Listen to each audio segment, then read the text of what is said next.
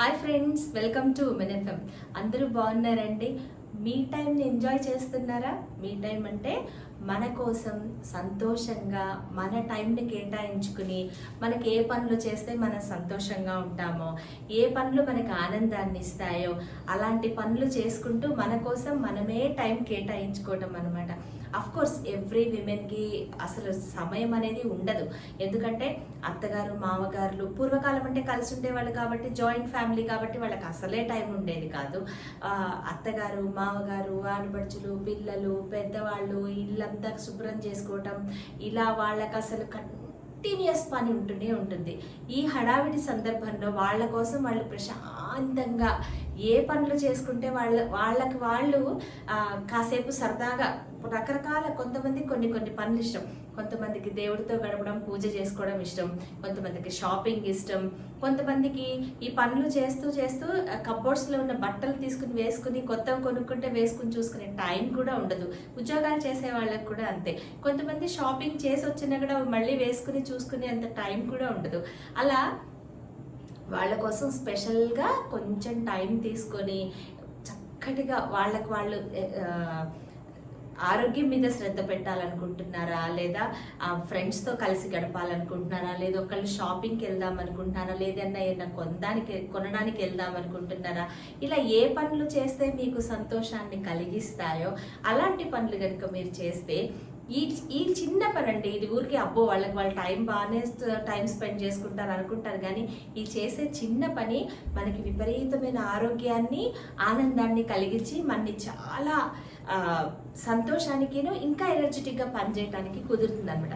Suppose ఒక మదర్తో మాట్లాడడం కాసేపు ఇష్టం అనుకోండి, అత్తమామలతో పెళ్ళయ్యాక వెళ్ళిపోయిన తర్వాత కాసేపు అమ్మతో మాట్లాడడం అంటే వాళ్ళకి ఆ పని ఇష్టం. పిల్లల్ని బయటికి తీసుకెళ్ళడం అంటే కొంత టైం ఇష్టం. ఇంకా వాళ్ళతోనే ఉండి ఉండి ఉండి ఉండి ఇంకా అసలు లైఫ్ ఏం లేదు, నేను ఎందుకు పని చేస్తున్నాను, ఇప్పుడు చేసినందుకు నాకు ఏమన్నా అనిపించింది. కొంతమంది నాతో మాట్లాడడం అంటే అసలు ఎందుకు పుట్టావు, ఎందుకు పని చేస్తున్నావు అలా అనుకుని అలా అనిపిస్తుందని చెప్పేవాళ్ళు కూడా ఉన్నారు.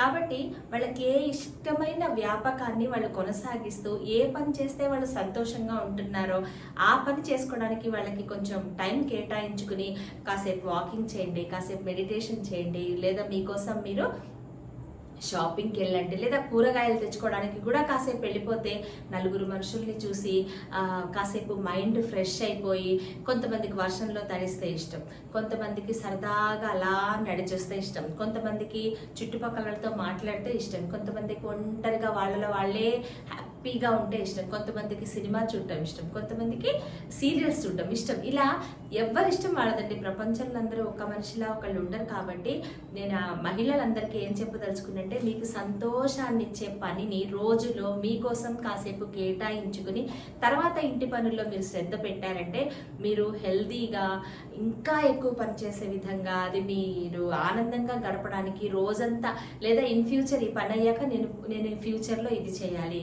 అది చేయాలి, ఇలా ఉండాలి, నేను అలా ఉండాలి, ఈ పనులు చేయాలి అలా అనుకొని మీరు ఒక టైం టేబుల్ రాసుకొని కాసేపు హాయిగా మీకోసమే మీరు అసలు నేనేమనుకుంటున్నాను, నేనేం ఆలోచించుకుంటున్నాను, నా హెల్త్ కండిషన్ ఏంటి, నేను శక్తికి మించి పనిచేస్తున్నానా, లేదా నా శక్తికి తగినట్టుగా పనిచేస్తున్నానా అనేది ఆలోచించుకుంటూ హాయిగా బతకండి.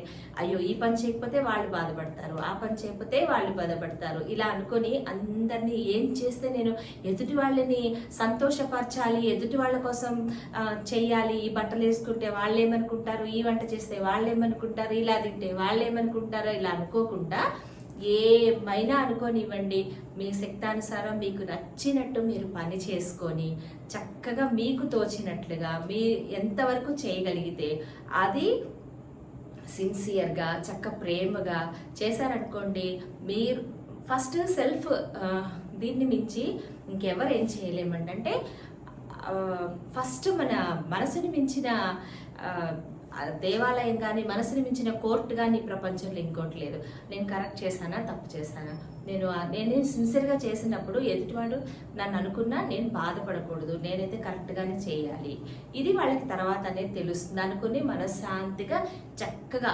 ఒకవేళ మీకు రోజంతా కుదరదు అనుకుంటే మీరు నిద్ర లేచినప్పుడు పొద్దున ఒక్క 5 minutes లేదా 10 minutes ఒక 15 మినిట్స్ మీకోసం ప్రశాంతంగా కళ్ళు మూసుకొని హ్యాపీగా మీకు నచ్చిన మనుషులని, మీకు నచ్చిన దైవాన్ని, లేదా మీకు నచ్చిన పేరెంట్స్ని, లేదా మీకు నచ్చిన పిల్లల్ని, మీ హస్బెండ్ని, అత్తగారులను, అమ్మను మనస్ఫూర్తిగా తలుచుకొని హ్యాపీగా నేను ఎవ్వరి కోసం బాధపడి నాకు నేను ఇదవ్వకూడదు, నా కోసం నేను హెల్తీగా హ్యాపీగా ఉండాలి, నేను వీళ్ళందరి కోసం బతకాలి అనుకొని చక్కగా డే స్టార్ట్ చేయండి.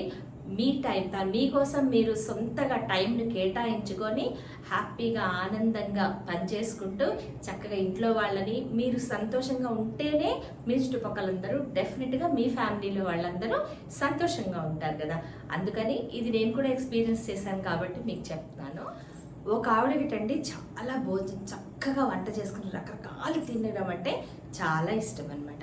వైఫ్ అండ్ హస్బెండ్ ఉంటారు, కానీ ఆ హస్బెండ్ ఏం చేస్తారు, అమ్మో ఏం వండినా డబ్బులు అయిపోతాయి, ఏం వండినా ఎక్కువ వండద్దు, వేస్ట్ చేయొద్దు, పారేయద్దు ఇచ్చేసి చాలా ఆంక్షలు పెట్టి ఎంతసేపు ఏం చేస్తుందా, ఏం వేస్ట్ చేస్తుందా, ఏమన్నా పారేస్తుందేమో, ఎక్కువ వండుతుందేమో అని ఎప్పుడు ఆవిడ మీద ఒక అన్నేసి ఉంచేవారట.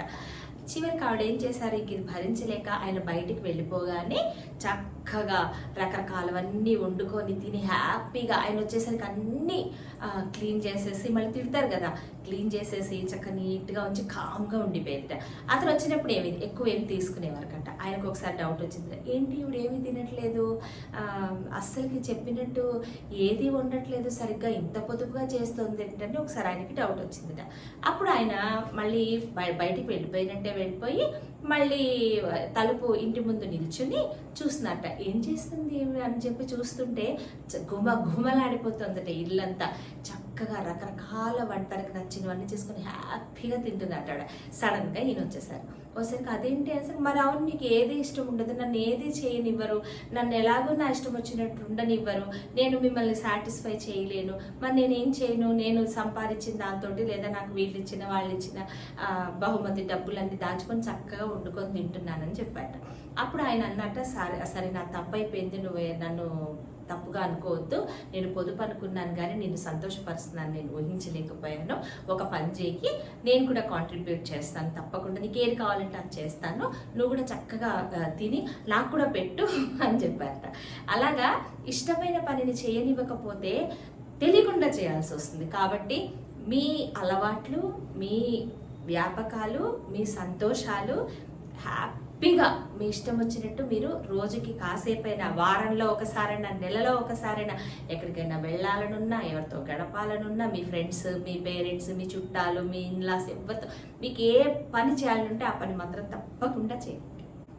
ఈ టాపిక్ మీకు నచ్చినట్లయితే please like, share and subscribe to our women FM.